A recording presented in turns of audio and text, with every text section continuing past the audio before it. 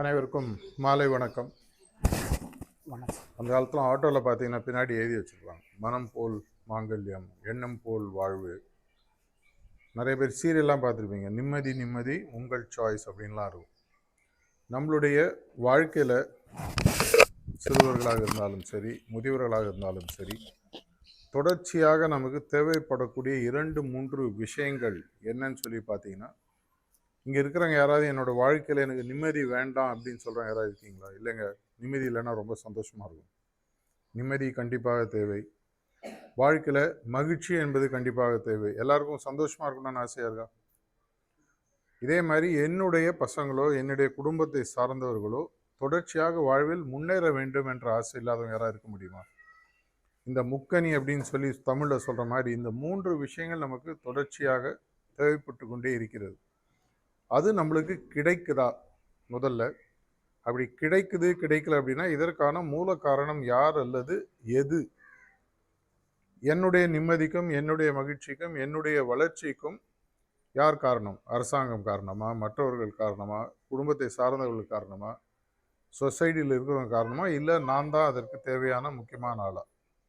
இப்படின்ற கேள்வியை நம்ம கொஞ்சம் யோசித்து பார்த்தோம்னா நம்ம எல்லாருக்குமே தெரியும், உலகத்தில் என்மேல் என்னை விட அதிகமாக நாட்டம் உள்ளவர்கள் யாரும் இருக்க முடியாது. என்னோட முன்னேற்றத்தில் எனக்கு மட்டும்தான் நம்பிக்கை இருக்க முடியும், எனக்கு மட்டும்தான் அதில் இஷ்டம் இருக்க முடியும். என்னுடைய நிம்மதி, என்னுடைய மகிழ்ச்சி, மற்றவங்களுக்கு கொஞ்சம் கொஞ்சம் இன்ட்ரெஸ்ட் இருந்தாலும் எனக்கு என் மேலே இருக்கிறவங்களுக்கு மற்றவங்களுக்கு இன்ட்ரெஸ்ட் இருக்கிறதுக்கான வாய்ப்புகள் குறைவு. அப்படின்னா என்னுடைய வாழ்க்கைக்கு அதனுடைய லகான் சொல்லுவோம், குதிரை ஓடுதுன்னா அதுக்கு ஒரு கடிவாளம் போட்டு வச்சுருப்பாங்க. என்னுடைய வாழ்க்கையினுடைய சுக துக்கங்களுக்கும் முன்னேற்றத்திற்கும் யாருக்கு நான் லகானை கொடுத்து வச்சுருக்கேன் அப்படின்னு பார்த்தீங்கன்னா, இன்றைக்கி நம்ம அநேகமாக அந்த லகானை மற்றவங்க எல்லாத்தையும் கொடுத்து வச்சிருவோம். நான் நல்லா படிக்கணும்னா டீச்சர் சொல்லி தரணும், எனக்கு ஒரு நல்ல வேலை வாய்ப்பு வேணும்னா அரசாங்கமோ இல்லை தனியார் துறையிலையோ வேலை கொடுக்கணும், எனக்கு தொழில் நல்லா நடக்கணும்னா கவர்மெண்ட் எனக்கு லோன் கொடுக்கணும். இது மாதிரி எல்லாமே நம்ம பார்த்திங்கன்னா வெளியில் தேடிட்டு இருக்கோம். எனக்கு மகிழ்ச்சியை கொடுக்கணும், என் குடும்பத்தில் இருக்கிறவங்க என் மகிழ்ச்சிக்கு அனுசரணையாக நடந்துக்கணும். எனக்கு நிம்மதி கொடுக்கணும், என்னை சுற்றி நடக்கக்கூடிய விஷயங்கள் நிம்மதியான விஷயங்களாக நடக்கும். எங்கேயோ ஊரில் ஒரு சண்டைனா என்னோட நிம்மதி கெட்டு போயிடுது. ஆனால் இது நீங்கள் ஆக்சுவலாக நம்ம புரிஞ்சு பார்த்தோன்னா இது எல்லாத்துக்குமே மூல காரணம் பார்த்தீங்கன்னா என்னுடைய எண்ணங்களும் என்னுடைய உணர்வுகளும் தான் முக்கியமான காரணம். இப்போ சில பேர் பார்த்தீங்கன்னா நம்மளை சுற்றி எவ்வளோ விஷயம் நடந்தாலும் தாமரையிலை தண்ணீர் போல் அவங்க பாட்டு உட்காந்துருப்பாங்க, அவங்களுக்கு எந்த விதமான தாக்கமும் இருக்காது. ஆனால் சில பேர் பார்த்தீங்கன்னா ஒரு சின்ன விஷயத்துக்கு கூட ரொம்ப டென்ஷனாகி ஸ்ட்ரெஸ் ஆகிடுவாங்க. இதே மாதிரி குழந்தைகள், பிறந்த குழந்தைகள் எடுத்துக்கணும். இங்கே கூட ஒரு குழந்தை இருக்குது. பிறந்த குழந்தைகள் 1-2 வயசு வரைக்கும் பார்த்தீங்கன்னா ஒரு நாளைக்கு கிட்டத்தட்ட 150-200 முறை மனசு விட்டு சந்தோஷமாக சிரிக்கிறதா சொல்கிறாங்க. வயசானவங்களாம் நம்ம ஒரு நாளைக்கு எவ்வளோ தடவை சிரிக்கிறோம்? சந்தோஷமாக, மேம்போக்காக சிரிக்கிறது வேறு விஷயம். சந்தோஷமாக நம்ம சிரிக்கிறதுன்னு பார்த்தீங்கன்னா ஒரு தரவு ஒன்று, டேட்டா ஒன்று சொல்லுது, நம்ம மாதத்துக்கு 10-15 தடவை மனசு விட்டு சந்தோஷமாக சிரித்தா பெரிய ஒரு விஷயம். அது கூட என்ன பண்ணுறோம், ஒரு நகைச்சுவை சேனலை நாடுறோம். டிவியில் போய்ட்டு ஏதோ ஒரு சேனலோ இல்லை யூடியூப்பில் ஏதோ ஒரு வீடியோவோ அதை பார்த்து தான் நம்ம சிரிக்க பழகிறோமே ஒழிய சொந்தமாக நம்மளுக்கு இயற்கையாக மகிழ்ச்சியாக இருக்கக்கூடிய நிம்மதியாக இருக்கக்கூடிய தன்மைகள் இருந்தாலும் அதை இழந்து விடுகிறோம். எங்கள் ஹார்ட்ஃபுல்னஸ் பயிற்சியில் நாங்கள் ரொம்ப சிம்பிளாக சொல்லக்கூடிய ஒரே விஷயம், உங்கள் வாழ்க்கைக்கு நீங்கள் தான் பொறுப்பு. அந்த வாழ்க்கையை நீங்கள் ஒரு நல்ல ஒரு குவாலிட்டி அப்படின்னு சொல்லுவாங்க, அந்த தரம் பார்த்து நடக்கக்கூடிய அந்த பொறுப்பு நம்ம கையில் இருக்குது. அதுக்கு அப்படின்னா நான் என்ன பண்ணணும்? என்னுடைய எண்ணங்களையும் உணர்வுகளையும் என்னுடைய கையில் நான் எடுத்துகிட்டு என்னுடைய நிம்மதிக்கும் மகிழ்ச்சிக்கும் வளர்ச்சிக்கும், உங்களோட வளர்ச்சி எப்படி என்னன்னு சொல்லி பார்த்தீங்கன்னா பொருளாதார வளர்ச்சி, ஒருவித வளர்ச்சி, அறிவு வளர்ச்சி, இது மாதிரி பல வளர்ச்சிகள் இருக்குது. இந்த அனைத்து வளர்ச்சிகளுக்கும் ஆக்சுவலாக தேவையான எல்லா உரமும் நிலமும் பார்த்தீங்கன்னா என்கிட்ட உள்ளே இருக்குது. இதை எடுத்து சரியாக செப்பனிட்டு சரியாக செய்ய ஆரம்பித்தோன்னே வெளியில் இருக்கக்கூடிய விஷயங்கள் பாருங்கள், உலகத்தில் எந்த விஷயம் நடந்தாலும் 100 பேர் இருந்தாங்கன்னா 100 பேர் அந்த விஷயத்தை வெவ்வேறு மாதிரி பார்ப்பாங்க. நடக்கிறது ஒரே விஷயமா இருக்கும், ஆனால் அதை பார்க்கக்கூடிய விஷயம் நம்மளுடைய முதிர்ச்சியை காமிச்சு அதுக்கேற்ற மாதிரி நம்ம பார்க்குறோம். இது நம்மளுக்கு புரிய ஆரம்பிக்கும் பொழுது எனக்கு முக்கியமான ஒரு விஷயம் தெரிய வருது, என்னுடைய நிம்மதிக்கும் என்னுடைய மகிழ்ச்சிக்கும் என்னுடைய முன்னேற்றத்திற்கும் உலகத்தில் இருக்கிற ஒரே ஆள் ஜவாப்தாரி காரணகர்த்தான்னு பார்த்தா நான் தான். அப்படின்னா இதற்கு தேவையான விஷயங்களை நான் எடுத்து செய்கிறேன். நான் இப்போ உங்களுடைய வாழ்க்கையில் நீங்கள் நிம்மதியாக இருக்கணும்னு சொன்னால் பீஸ் ஆஃப் மைண்டுன்னு ஆங்கிலத்தில் சொல்லுவாங்க. பீஸ் ஆஃப் மைண்டுன்னா உங்களது நிம்மதியானது உங்கள் எண்ணங்கள் சார்ந்தது. இப்போ நான் ஒரு நியூஸ் பேப்பர் படிக்கிறேன். அந்த நியூஸ் பேப்பரில் ஒரு விஷயம் பார்த்தோன்னா என்னுடைய எண்ணமானது சிதறி போகிறதுனா அது என்னுடைய எண்ணத்தில் ஏதோ ஒன்று தோணுதோ, இப்படி இருக்குமோ, அப்படி இருக்குமோ, என்னுடைய நிம்மதியை நான் இழக்கிறேன். இதே மாதிரி என்னை சுற்றி நடக்கக்கூடிய பல விஷயங்கள், 1000 விஷயங்கள் இருந்தாலும் என்னை குதூகலப்படுத்தக்கூடிய விஷயம், மகிழ்ச்சிப்படுத்தக்கூடிய விஷயம் அப்படி என்பதை நான் தான் நிர்ணயிக்கணும். எங்களுடைய குருநாதர்கள் சொல்ல, ஒருத்தர் நடந்து போகிறாருன்னா, ஓ நடந்து போகிறாரு அப்படின்னு மகிழ்ச்சியாக இருக்க முடியும். அது பார்க்கறதுக்கு சாதாரணமான விஷயம். ஒன்றில் அந்த இயற்கையில் வசந்தத்தில் ஒரு பூ பூக்குதுன்னு வச்சு, அதப்பா ஓ இயற்கை எவ்வளோ அழகாக இருக்குது, மகிழ்ச்சி. இந்த மாதிரி விஷயங்களாக கூட நம்ம தவற விட்டுட்டு, எப்பவுமே அந்த தமிழில் சொல்லுவாங்க, இருக்கும் இடத்தை விட்டு இல்லாத இடம் போயிட்டு எங்கெங்கோ அலைகின்றாய் ஞானத்தங்கமேன்னு சொல்லிட்டு, என்னுடைய நிம்மதியும் என்னுடைய மகிழ்ச்சியும் என்னுடைய வளர்ச்சியும் நம்ம வெளியில் தேடிட்டு இருக்கோம். இது அத்தனையும் உங்களுக்குள்ளே இருக்குன்றதை புரிய வைக்கிறது ஆன்மீக வழி. இது மூணுத்தையும் உங்களுக்கு உங்கள் கையிலே கொடுத்துட்டா நாளைக்கு நீங்கள் உலகத்துக்கு மேலே தப்பு கண்டுபிடிக்க முடியாது இல்லையா? நம்ம பல பேர் என்ன சொல்கிறோன்னா, நான் நிம்மதியாக இல்லாததுக்கும் நான் மகிழ்ச்சி இல்லாததுக்கும் என்னுடைய வளர்ச்சியின்மைக்கும் இந்த உலகம் காரணம் அப்படின்ற விட்டுறோம். அந்த உலகமே நான் தான்றது நமக்கு புரிய ஆரம்பிக்கும் போது என்னுடைய வாழ்க்கைக்கு நான் முழு பொறுப்பு எடுத்துக்க ஆரம்பிப்பேன். இதற்கு தேவையான முக்கியமான 2 விஷயங்கள் நம்மள்ட்ட அபரிதமாக நம்மள்ட்ட ஏற்கனவே இருக்குது. நம்மளுடைய எண்ண சக்தி, நம்மளுடைய உணர்வு சக்தி. எண்ண சக்தின்றது உங்களை சுற்றி நடக்கக்கூடிய விஷயங்களும் உங்களுக்கு உள்ளே நடக்கக்கூடிய விஷயங்களையும் நீங்கள் எடுத்துக்கொண்டு அதை எப்படி புரிந்து கொள்கிறீர்கள் வச்சு தான் உங்களுடைய நிம்மதி. உலகத்தில் எங்கேயோ ஒரு இடத்துல ஒரு போர் நடக்குது, அதை பார்த்து நம்ம நிம்மதி போயிடுது. ஒருவேளை நாளைக்கு பெட்ரோல் விலை ஏறிடுமோ, கரிக்காய் விலை ஏறிடுமோ, சாப்பாடு காசு கிடைக்காதோ, அப்போ என்ன ஆகுது, மனசு வேலை செய்ய ஆரம்பிக்குது. இல்லாததை போட்டு குழப்பிட்டு அது மூலமாக நம்மளுடைய மனதில் 1000 குழப்பங்கள். அதனால் உங்களுடைய உண்மையான நிம்மதிக்கு காரணம் உங்களுடைய எண்ணங்கள், எண்ணங்கள் சார்ந்த மனது. இது முதல்ல புரியணும். 2வது, என்னுடைய மகிழ்ச்சிக்கு காரணம் என்னுடைய உணர்வுகள். நம்ம எல்லாருக்குமே பார்த்தீங்கன்னா உணர்வுகளும் எண்ணங்களும் ஒரே மாதிரி தான் இயற்கையானது கொடுத்துருக்கு. இந்த உணர்வுகளை நான் எப்படி கையாள போகிறேன்? என்னை சுற்றி நடக்கக்கூடிய விஷயங்கள், நம்ம தாமரையில் தண்ணீர்னு சொல்லி பார்க்குறோம் இல்லையா? அது தண்ணீர்லேயே வளர்ந்தாலும் இந்த தாமரையில் தண்ணி ஒட்டாமல் இருக்கும்.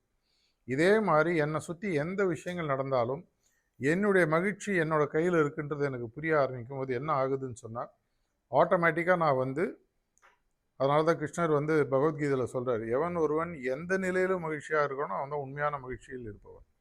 இப்படி இருந்தால் நான் மகிழ்ச்சியாக இருப்பேன், எங்கள் வீட்டுக்காரர் ஒரு ஃபோட்டோ எடுத்துக்கிட்டா நல்லா இருப்பேன், எங்கள் வீட்டுக்காரமா கரெக்டாக சமைச்சா நான் மகிழ்ச்சியாக இருப்பேன் அப்படின்னா லைஃப்பில் நமக்கு மகிழ்ச்சின்றது வரவே வர. ஏன்னா மகிழ்ச்சி தூக்கி நம்ம மற்றவங்கள்ட்ட கொடுத்துட்றோம். இது 2ம் நம்மளுக்கு புரியணும். புரிஞ்சு எடுத்துன்னு சொன்னால் நான் என்ன பண்ணுவேன், இதை என்னுடைய கையில் நான் எடுத்துக்கொள்ள ஆரம்பிக்கிறேன். ஆன்மீகத்தில், தியானத்திலையும் சரி, தியானத்தை சார்ந்த சுத்திகரிப்பிலையும் சரி, நாங்கள் சொல்லிக் கொடுக்கக்கூடியது ரொம்ப சிம்பிளான விஷயம். என்னுடைய நிம்மதி என்பது என்னுடைய எண்ணங்கள் சார்ந்தது. இந்த எண்ணங்களை நான் எப்படி வேணால் திசை திருப்ப முடியும். இன்றைக்கி என்ன ஆகுது, இந்த எண்ணங்களை யாரோ திசை திருப்பிட்டு இருக்காங்க. அன்னைய பார்த்தீங்களா பேப்பர் என்ன போட்டிருக்கு, இது மாதிரி ஆகிடும், உடனே நம்ம மைண்டு டைவெர்ட் ஆகிடுது. எப்படி இருக்குது பாருங்கள், உங்கள் வாழ்க்கையில் இனிமேல் சந்தோஷம் இருக்க, என்னுடைய ஹார்ட் டைவெர்ட் ஆகிடுது. இது 2ம் டைவெர்ட் ஆகாமல் உங்கள் கையில் இருக்கணும்னு சொன்னால், இவ்வளோ நாளாக உங்களுடைய வாழ்க்கை இன்னும் அந்த 2 சக்கர வண்டிக்கான கண்ட்ரோலை நீங்கள் வேறு யார்கிட்டையும் கொடுத்துருந்தீங்க. இன்னிலேருந்து இந்த தியானத்தின் மூலமாக, நாளை இல்லை அதுக்கு மறுநாள் நாங்கள் சொல்லிக் கொடுக்கக்கூடிய சுத்திகரிப்பு பயிற்சியின் மூலமாக உங்களுடைய கையில் நீங்கள் எடுத்துக்க போகிறீங்க. என்ன பண்ண போகிறோம், எங்களோடதில் பேச்சு ரொம்ப கம்மி, எக்ஸ்பீரியன்ஸ், அனுபவம் சார்ந்த எங்களோட மொத்த தியான பயிற்சியை பார்த்தீங்கன்னா அனுபவம் சார்ந்தது. என்ன பண்ண போகிறோம், இன்னும் கொஞ்சம் நேரத்தில் ஒரு 15-20 நிமிஷம் கண்ணை மூடிட்டு உட்காந்து தியானம் எப்படி என்பதை கற்றுக்க போகிறோம். இதுக்கு 15 வயசுக்கு மேலே இருக்கணும், 15 வயசுக்கு கம்மியாக இருக்கிறவங்க கொஞ்சம் வெளியில் விளையாடிட்டு இருக்கலாம். இந்த தியானத்தில் நம்ம என்ன பண்ண போகிறோன்னா, உட்காந்துட்டு இருப்போம். உலகத்தில் வியாபித்திருக்கக்கூடிய இயற்கை சக்தியானது என்னுடைய இதயத்திலும் ஒளி ரூபமாக இருக்குது அப்படின்ற ஒரு எண்ணத்தோடு ஆகும்.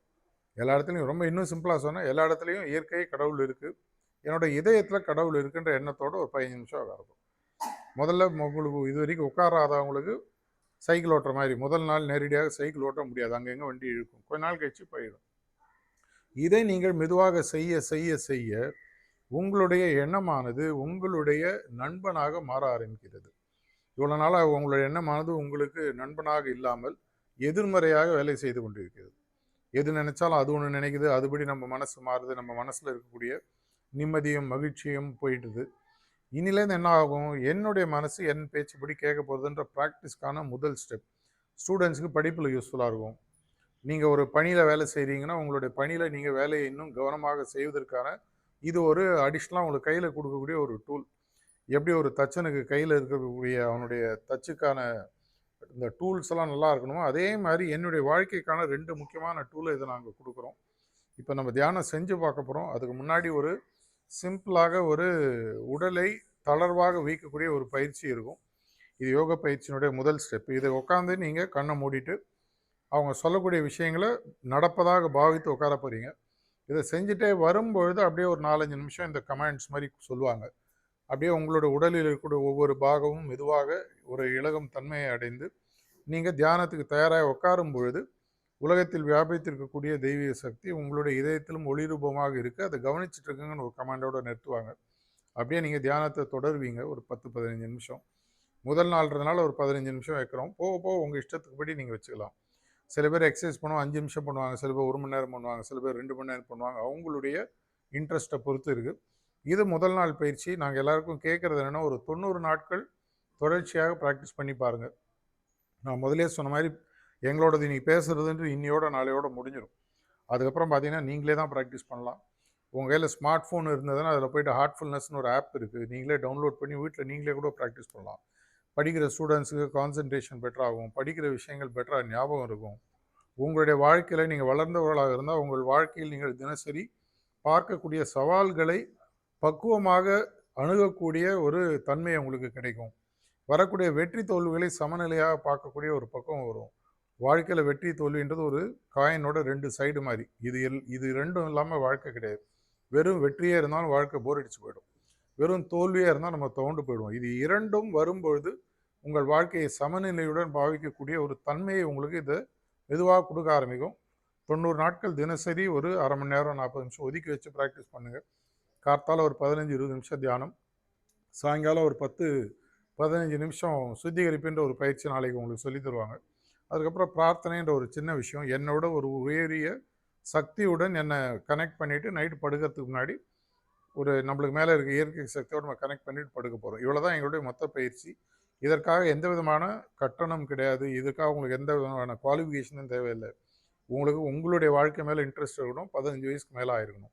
இதை தினசரி செய்யும்போது 90 நாட்களில் உங்களுக்கு சில மாறுதல்கள் நேர்மறையாக நல்ல மாறுதல்கள் தெரிஞ்சுன்னா 90 நாளைக்கு அப்புறம் நீங்கள் கண்டினியூ பண்ணலாம். ஆனால் அந்த 90 நாட்கள் செய்யும்போது தான் இது ஒரு சிகிச்சை முறை மாதிரின்னு வச்சு இந்த 90 நாட்கள் செய்யும்போது தான் அந்த உங்களுக்கு மொத்தமாக அதனுடைய விஷயம் உங்களுக்கு புரிய ஆரம்பிக்கும்.